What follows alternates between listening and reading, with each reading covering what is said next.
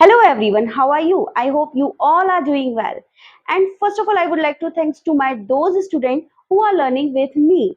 And my dear friends, today I'm just in front of you to share some interesting phrasal verbs which I started from the break word. Yes, I think you have listened so many times break word, but you didn't listen how many phrasal verbs with start break word. So today I'm just sharing some interesting phrasal verbs which I started with break. So today's session will be going very interesting because today we are going to start with some different kind of phrasal verbs. Those are very interesting. So please stay till the end of the session so that we can get to know how do we use a particular phrasal verb which start from the break and how do we use in a particular sentence. So it will be very helpful for your level up your speaking. I think some people face a lot of problem while speaking learning. So don't be discouraged because I'm also a learner and I'm just sharing some important things that I'm learning to improve my English. So we start our journey together. So my dear friend, without further delay, let's get into the video. So first interesting phrasal verb is break up. Breakup means and a relationship means ये आपने कई बार सुना ही होगा कि कोई boyfriend है अपनी girlfriend के लिए बोलता है कि अगर उससे ब्रेकअप हो जाता है मीन्स उनकी दोस्ती टूट जाती है तो बोलते हैं कि हमारा ब्रेकअप हो गया है मीन्स रिलेशन में जो रहते हैं तो वो आपस में मतलब उन लोगों के संबंध खराब हो जाते हैं तब आप बोलते हैं कि हमारा ब्रेकअप हो गया है ठीक है तो जनरली हम हिंदी में तो बोलते हैं बट इसको इंग्लिश में कैसे सेंटेंस में यूज करते हैं वो मैं आपको बताती हूँ ठीक है जैसे कि हम इसका हम सेंटेंस बनाएंगे कि I broke up with my boyfriend yesterday.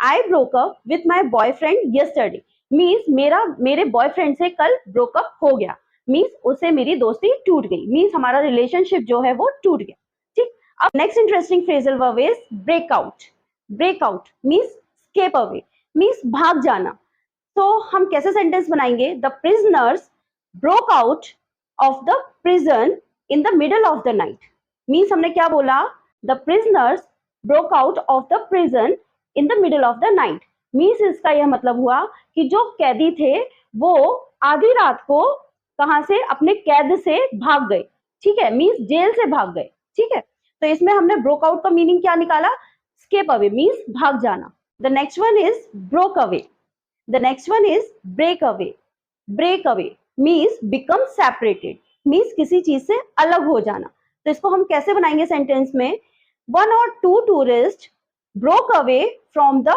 group of tour means one or two tourists broke away from the group of the tour means one or two tourists जो हैं वो अपने ग्रुप के टूर से अलग हो गए ठीक है तो मीन्स सेपरेट हो गए तो यहाँ पर हम जो भी ब्रेक वर्ड है उसको हम ब्रोक में ले रहे हैं क्योंकि हम पास्ट की बात कर रहे हैं ठीक है पास्ट इंडेफिनिट का टेंस हम यूज कर रहे हैं क्योंकि हम पास्ट की बात बता रहे हैं उस पास्ट से हमारा कोई भी प्रेजेंट से कोई भी लेन देन नहीं है इसलिए हम क्या लगा रहे हैं पास्ट का वर्ड लगा रहे हैं ब्रोक ठीक है तो जो भी हम फ्रेजल वर्ब यूज कर रहे हैं तो हम उसमें ब्रोक वर्ड यूज कर रहे हैं ठीक the next one is break into means to open something means कोई चीज खोलना तो हम इसको कैसे बनाएंगे I finally broke into a cookies packet I finally broke into a cookies packet means कोई भी चीज हम खोल रहे हैं ओपन कर रहे हैं तो उसके लिए हम बोल सकते हैं ब्रेक इनटू ठीक है अब इसको पास्ट में यूज किया तो हमने क्या बोला broke into next one is break इन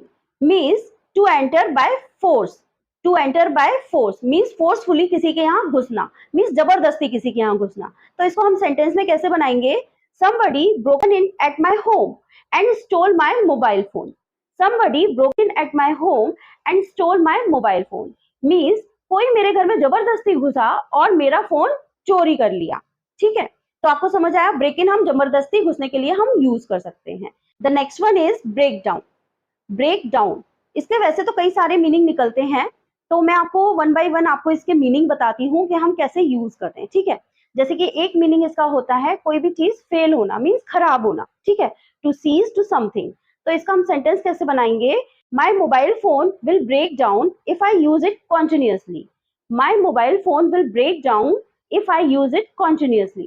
अगर मैं अपने फोन को continuously यूज करूंगी तो मेरा फोन खराब हो जाएगा ब्रेकडाउन का अनदर मीनिंग निकलता है डाइजेस्ट डाइजेस्ट मीन्स पाचन होना, जैसे खाने का पाचन के लिए हम ब्रेक डाउन वर्ड यूज कर सकते हैं, ठीक है।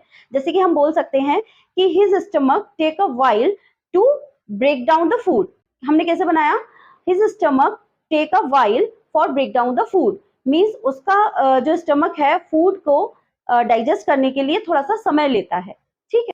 ब्रेकडाउन का अनदर मीनिंग है टू डिकम्पोज, और we can say decay, means किसी चीज का धीरे धीरे क्षय होना, मीन्स धीरे धीरे खराब होना या धीरे धीरे सड़ना गलना, फिर उसके बाद में वो सूख जाती है और फिर धीरे धीरे मिट्टी में मिल जाती है, तो उसका धीरे धीरे क्या हो रहा है, क्षय हो रहा है। तो इसको हम जैसे कि लीव्स और ग्रासेस के लिए हम जनरली यूज करते हैं डिकम्पोज वर्ड या डीके वर्ड हम यूज करते हैं। जैसे कि एक सेंटेंस बनाते हैं, leaves and grasses break down into a compost when we keep it in moist, means leaves and grasses जो हैं वो कंपोस्ट में चेंज हो जाती हैं, मीन्स उनका जो है डिकम्पोज हो गया, ठीक है। डिकम्पोज होकर के किस में चेंज हो गई, कंपोस्ट खाद में चेंज हो गई, ये खाद बन गई। तो उसका जब हम उसको किसी मॉइस्चर में रखते हैं तब, ठीक है। तो आपको समझ आया कि मीन्स ब्रेक डाउन का मतलब हमने 3 टाइप से बनाया, ठीक है। जैसे कि कोई भी इलेक्ट्रॉनिक चीज है तो टेक्निकली खराब हो जाती है, तो उसके लिए हम ब्रेक डाउन का यूज कर सकते हैं। दूसरा, हम जैसे कि खाने का पाचन के लिए हम ब्रेक डाउन वर्ड का यूज कर सकते हैं, और कोई भी चीज जिसका क्षय होकर के एक जैसे कि डिकम्पोज होकर के खाद में चेंज होती है, तब हम उसको बोल सकते हैं ब्रेक डाउन, ठीक है। The next one is break even. Break even means neither loss not profit of money, neither loss not profit of money, means ना तो हमें लॉस हुआ और ना ही प्रॉफिट हुआ मनी का, ठीक है। मीन्स हमें फायदा भी नहीं हुआ और नुकसान भी नहीं हुआ।